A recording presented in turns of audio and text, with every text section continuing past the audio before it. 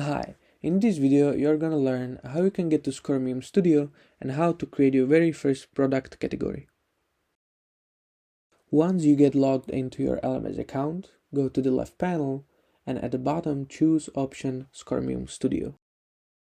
Once you get redirected, on the left panel you've got your dashboard, system, organization and products. To create a product category, go to Products, Categories, and at the top right corner, choose option Create New. Then fill out all the details about the category, such as name, code, description, and upload your picture. Feel free to link any external files or add note. Then click on Create.